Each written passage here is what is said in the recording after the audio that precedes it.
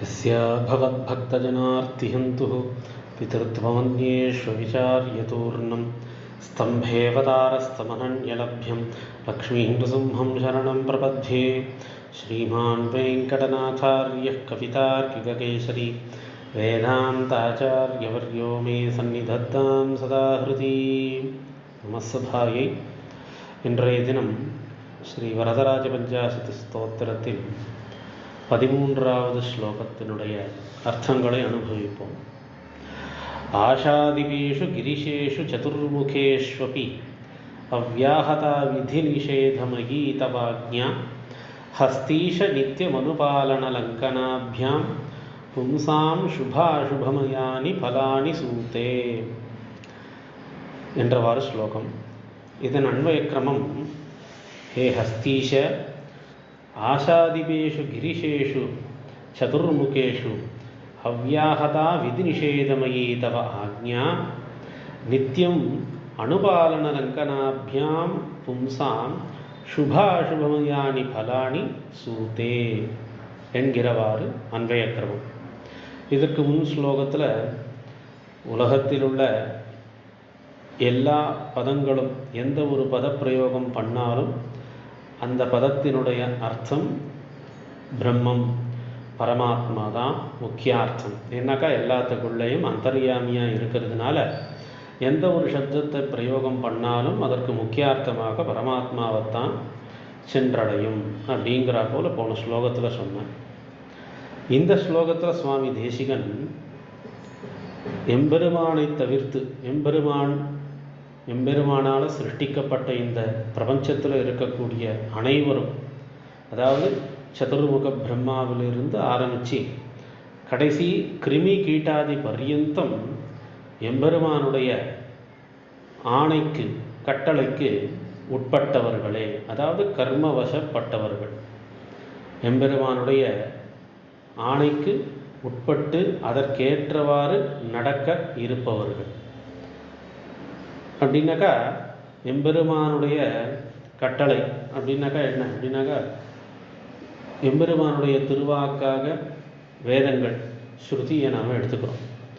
ஸ்ருதியில் சொல்லப்பட்டிருக்கிற விதி நிஷேதங்களுக்கு நாம் அனைவரும் உட்பட்டவர்கள் அப்படிங்கிற போல.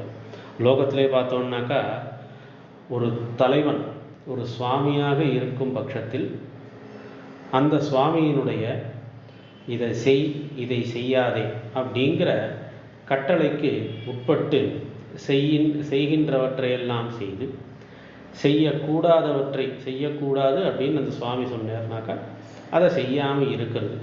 இந்த இரண்டும் தான் அதற்கேற்றா போல் நம்ம பரிபாலனம் பண்ணி அதற்கேற்றவாறு அனுஷ்டானத்தில் இருந்தோம்னாக்கா அந்த சுவாமியினுடைய பிரீத்திக்கு உட்பட்டவர்களாக ஆறும்.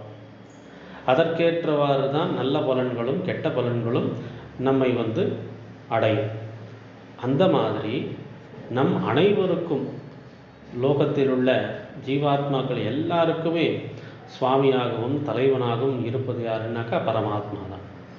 பரமாத்மாவினுடைய ஆணைக்கு உட்பட்டு விதி நிஷேதங்களை சரிவர அனுஷ்டானம் பண்ணோன்னாக்கா நல்ல பலன்கள், வரக்கூடாத பலன்கள்லாமும் நம்ம அடையாது. எது செய்யணுமோ அதை செய்யணும், எதை செய்யக்கூடாதோ அதை செய்யக்கூடாது. செய்ய வேண்டியதை செய்யாமல் இருக்கிறதும் தப்பு, செய்யக்கூடாததை செய்யறதும் தப்பு. அதாவது வேதத்தில் இதை செய்யணும் இதை செய்யக்கூடாதுன்றத ஸ்பஷ்டமாகவே சொல்லியிருக்கு. அதற்கேற்றவாறு சரிவர அனுஷ்டானத்தில் இருந்தோன்னாக்கா நம்ம பரமாத்மாவுக்கு பிரீத்தி பாத்திரமாக ஆனோன்னாக்கா நமக்கு வேண்டிய பலன்களை எம்பெருமான் சகல விதத்திலேயும் தருவார். அதுதான் சுப அசுபமயானி பலானி சூதே. சுபம்னாக்கா புண்ணியம், அசுபம்னாக்கா பாபம், துக்கம். சுகம் துக்கம் இவைகள் அனைத்தும் நாம் விதி நிஷேதங்களை சரிவர அனுஷ்டிக்கிறோமான்னு பார்த்து பெருமாள் நமக்கு அனுகிரகம் பண்ணுறார். புண்ணியம்னாக்கா பெருமாளுடைய அனுகிரகம், பாபம்னாக்கா பெருமாளுடைய நிகிரகம். என்னக்கா ஸ்ருதியிலே சொல்லியிருக்கு, ஏஷ ஏவ சாது கர்ம காரயதி தம் யமேபியோ லோகேபியோ உன்னிநீஷதி ஏஷ ஏவ அசாது கர்மகாரயிதிதம் யமதோனி நீஷதி அப்படிங்கிறப்ப சாதுகாரி சாதுர்பவதி பாபகாரி பாபோ பவதி புண்ணியேன கர்மணா பவதி பாப பாபேனா அப்படிங்கிற போல ஸ்ருதி ஸ்பஷ்டமாக சொல்லியிருக்கு.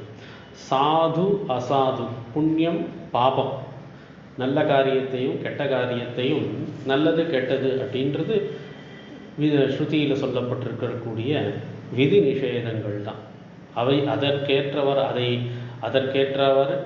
அனுஷ்டிப்பதும் அதை மீறுறதும் நமக்கு சுக துக்கங்களை மாறி மாறி பெருமாள் அனுகிரகம் பண்ணுறார். அதைத்தான் சொல்கிறார்.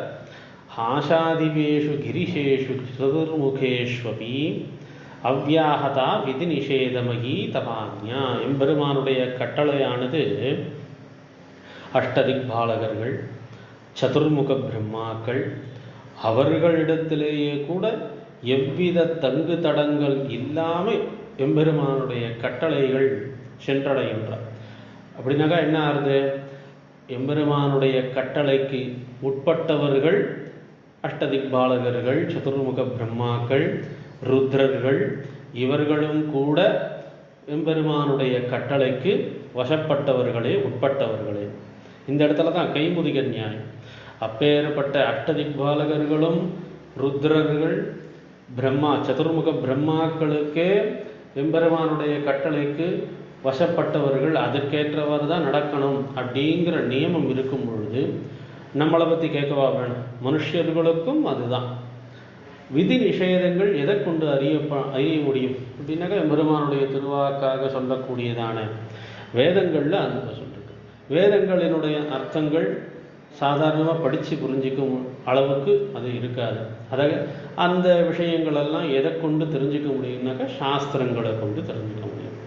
சாஸ்திரங்களில் விதி நிஷேதங்களினுடைய விஷயங்கள் ஸ்பஷ்டமாகவும் அழுத்தம் திருத்தமாகவும் எடுத்து சொல்லப்பட்டிருக்கும். அந்த சாஸ்திரங்கள் வாயிலாக விதி நிஷேதங்கள் என்னென்னு தெரிஞ்சுட்டு அதற்கேற்றார் போல மனுஷர்கள் சரிவர நடந்துக்கிறார். ஏன்னாக்கா அப்போ தான் எம்பெருமானுடைய பிரீத்தி பாத்திரத்துக்கு ஆளாக முடியும்.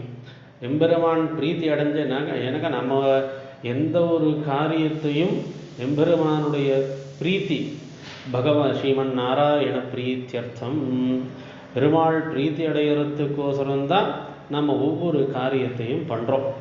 ஏன்னாக்கா இதை பண்ணுன்னு சொன்னதுக்கப்புறம் அதை பண்ணாமல் விட்டாலோ, அதற்கு எதிர்மாறாக ஒரு காரியத்தை செய்தாலோ பெருமாளுக்கு நிகிரகத்துக்கு ஆளாகும். என்ன சொல்லியிருக்கோ அதை சரிவர அனுஷ்டிச்சோன்னாக்கா பெருமாளுடைய பிரீத்திக்கு உட்பட்டவர்களாக ஆறும். பிறகு அவருடைய பிரீத்திக்கு பாத்திரமானாலே போரும், அனைத்து விதமான பலன்களையும் எம்பெருமான் நமக்கு அனுகிரகிப்பார். அதைத்தான் இந்த ஸ்லோகத்தில் சொல்லியிருக்கு. ஹஸ்தீஷ நித்தியம் அனுபாலன லங்கனாபியாம். இவ்வாறு சதுர்முக பிரம்மா பர்யந்தம் அவர் எம்பெருமானுடைய கட்டளை எந்தவித தடங்களும் இல்லாமல் போகிறதுனால அதை அனுபாலனம் பண்ணுறது. அனுபாலனம்னாக்கா அனுஷ்டிக்கிறது. லங்கனாபியாம், லங்கனம்னாக்கா தான் மீறுறது. அதை அனுஷ்டிப்பதனாலும் அந்த கட்டளைகளை மீறுறதுனாலேயும் பும்சாம் நம்மை போன்ற ஜீவாத்மாக்கள் எல்லாருக்குமே சுகம் துக்கங்கள் கிடைப்பது. அதுக்கேற்றவாறு தான் நமக்கு சுக துக்கங்கள், புண்ணிய பாபங்கள் நம்மளை சேரும். ஆக விதி நிஷேதங்கள், சாஸ்திரத்தில் சொல்லப்பட்டிருக்கக்கூடிய விதி நிஷேதங்கள், எதை செய்ய வேண்டும் எதை செய்யக்கூடாது அப்படிங்கிறத சரிவர தெரிந்து கொண்டு அதற்கேற்றாறு போல அனுஷ்டிப்பது, நடந்து கொள்வது என்பது மிகவும் உச்சிதம் அப்படின்ற போல சுவாமி தேசிகன் இந்த ஸ்லோகத்தில் சாதிச்சிருக்கார். கவிதார்க்கிக சிம்ஹாய கல்யாண குணசாலினே ஸ்ரீமதே வெங்கடேஷாய வேதாந்த குரவே நமஹ.